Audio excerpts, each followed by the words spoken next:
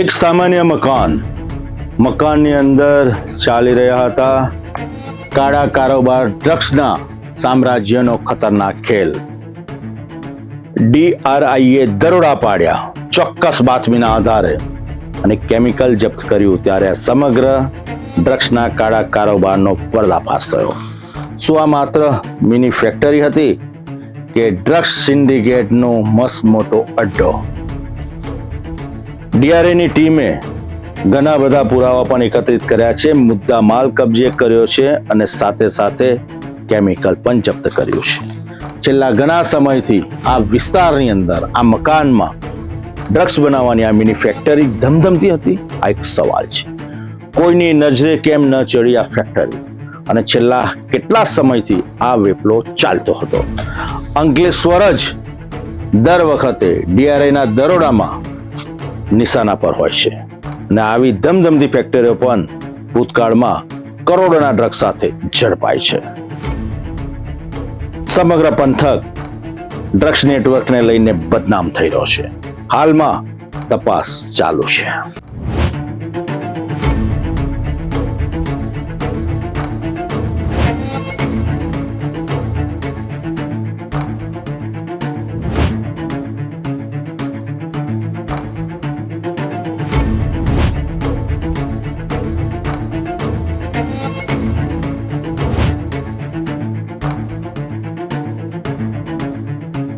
ભરૂચ જિલ્લાના અંકલેશ્વરમાં એક એવી કાર્યવાહી થઈ છે જેણે સમગ્ર વિસ્તારમાં ચકચાર મચાવી દીધી છે. ગડખોલ વિસ્તારમાં આવેલી ભાવના ફાર્મ સોસાયટીના એક મકાનમાં ડ્રગ્સની મિની ફેક્ટરી ચાલી રહી હોવાની બાતમીના આધારે ડિરેક્ટોરેટ ઓફ રેવન્યુ ઇન્ટેલિજન્સ એટલે કે DRIની ટીમે દરોડો પાડ્યો. કાર્યવાહી દરમિયાન સ્થળને સીલ કરી મહત્વના પુરાવાઓ એકત્રિત કરવામાં આવ્યા.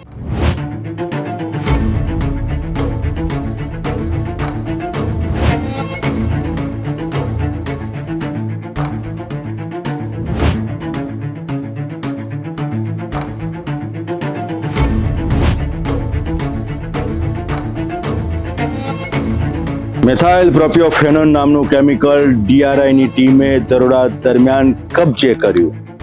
આ એક કેમિકલ છે જે MD ડ્રગ્સ બનાવવા માટે વાપરવામાં આવે છે.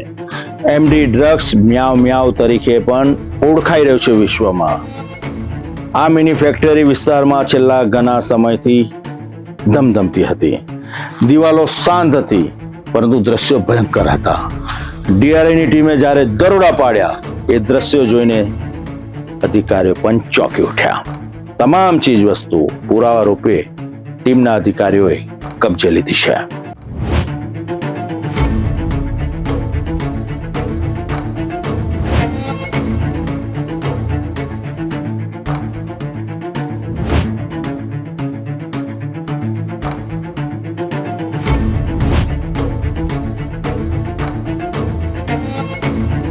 હવે તપાસનું કેન્દ્ર માત્ર જપ્ત કરાયેલા કેમિકલ સુધી સીમિત નથી.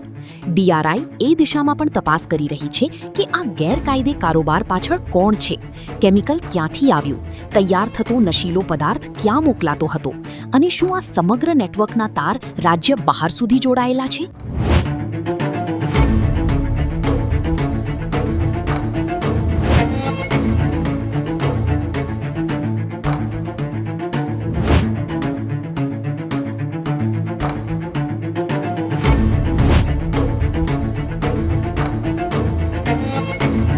હાલ સમગ્ર મામલે DRIએ કોઈ સત્તાવાર વિગતવાર નિવેદન જાહેર કર્યું નથી, પરંતુ તપાસ આગળ વધતા વધુ મોટા ખુલાસા થવાની શક્યતા વ્યક્ત કરવામાં આવી રહી છે. તપાસ પૂર્ણ થયા બાદ જ સ્પષ્ટ થશે કે આ મિની ફેક્ટરી પાછળ કોણ હતા અને કેટલા સમયથી આ કાળો કારોબાર ચાલી રહ્યો હતો.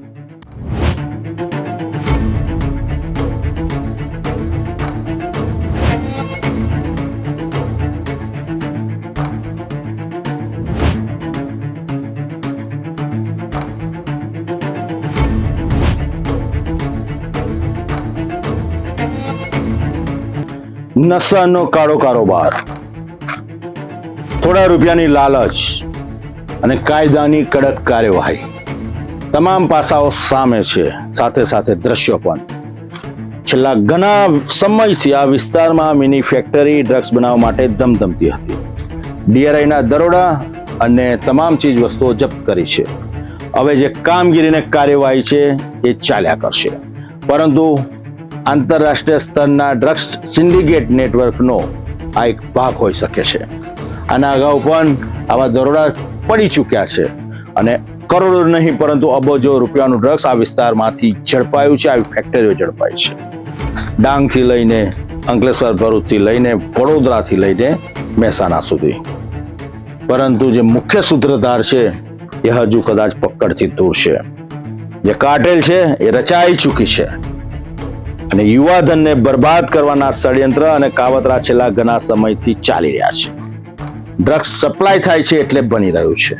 રૂપિયાની લાલચમાં આવીને અમુક તત્વો આ ધંધાને વેગવંતો બનાવવાની કોશિશ કરી રહી છે, પરંતુ સરકાર પણ ચૂપ નથી બેઠી. કાયદાનો સિકંજો પણ એટલો મજબૂત છે અને કાયદો કાયદાનું કામ કરી રહ્યો છે.